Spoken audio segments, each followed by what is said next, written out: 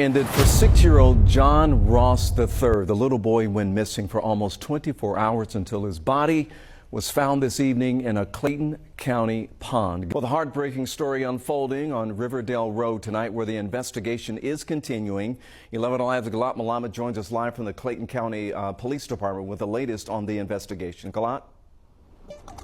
Clayton County Police Captain we spoke to says this is, of course, not the outcome they wanted, but he hopes it brings the family closure. And tonight he says the investigation into whether John's death was foul play or just a terrible accident continues.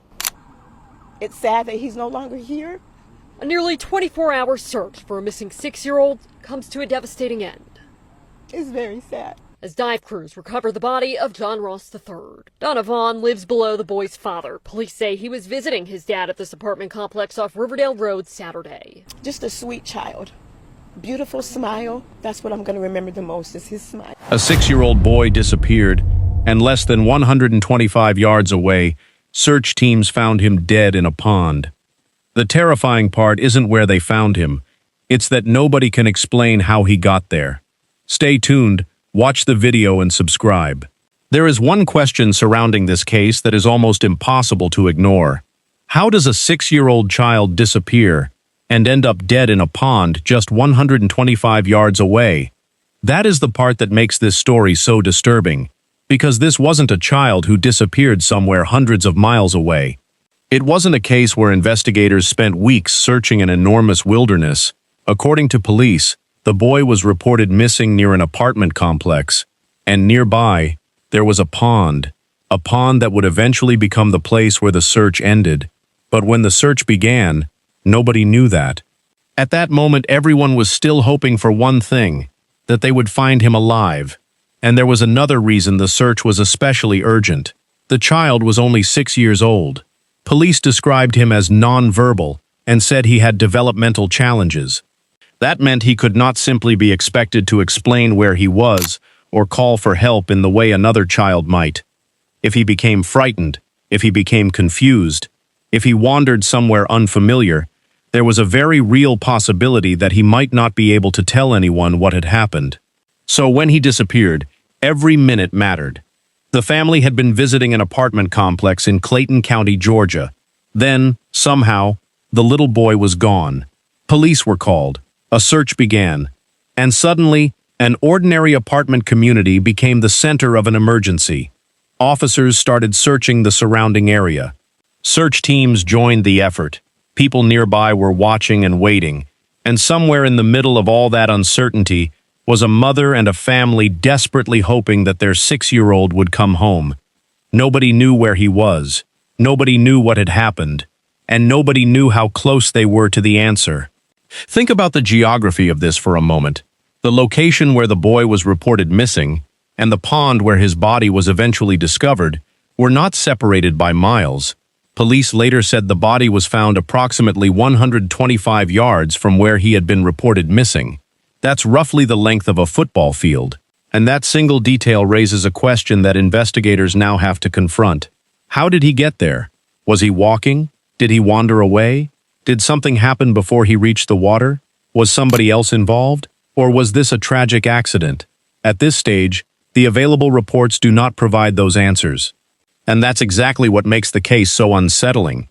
The search continued, and as the hours passed, the hope remained. Neighbors were praying. People were watching the search unfold.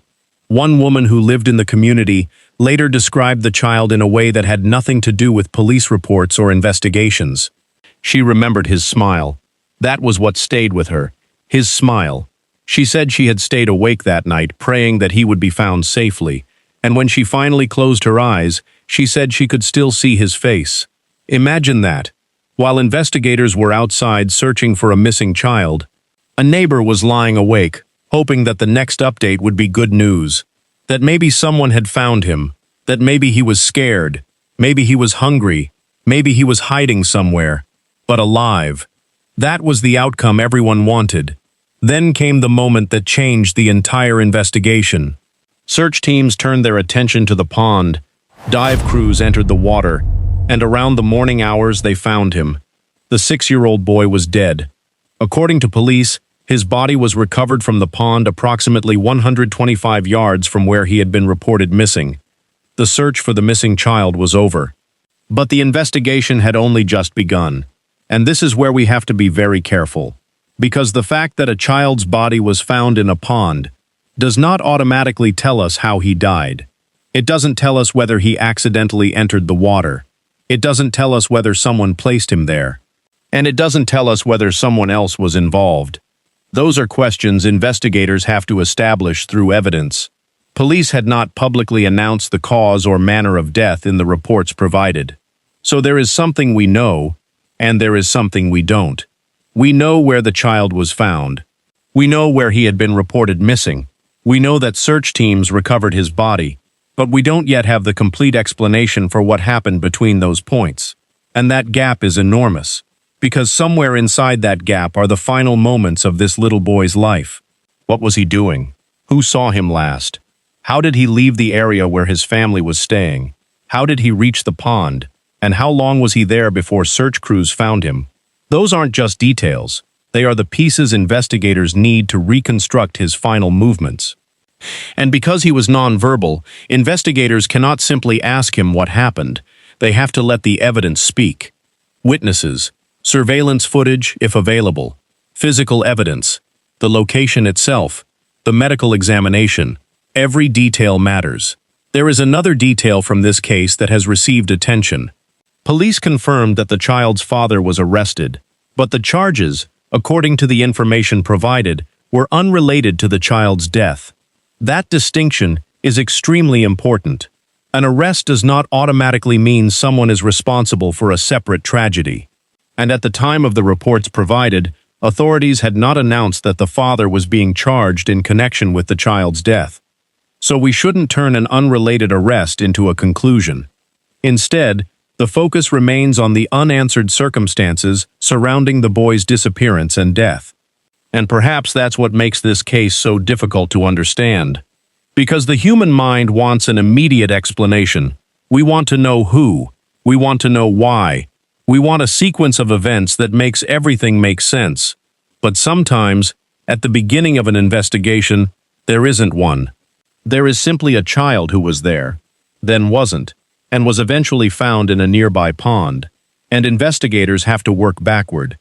After the boy was recovered, the community began to grieve. Flowers appeared along the shore of the pond. People who lived nearby came to pay their respects. One resident said bringing flowers was her way of trying to bring some comfort to the boy's mother. Because what else can you say to a parent who has just lost a 6-year-old child? There are no words that can repair that. No search operation can undo it. No investigation can bring him back. All investigators can do now is try to determine exactly what happened. And that pond, the same pond that may have looked completely ordinary to the people living nearby, now carries a very different meaning.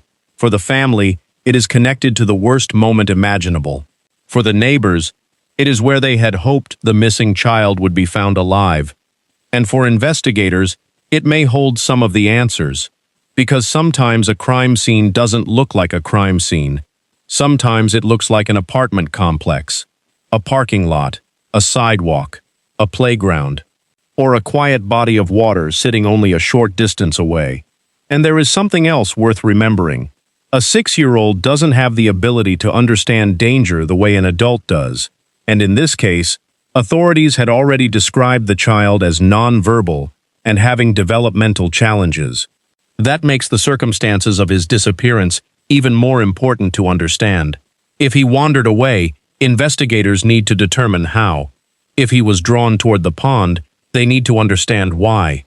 If someone else was involved, they need evidence that establishes that. And if the death was accidental, investigators still need to reconstruct how it happened. Every possibility begins with the same question: what happened after he disappeared?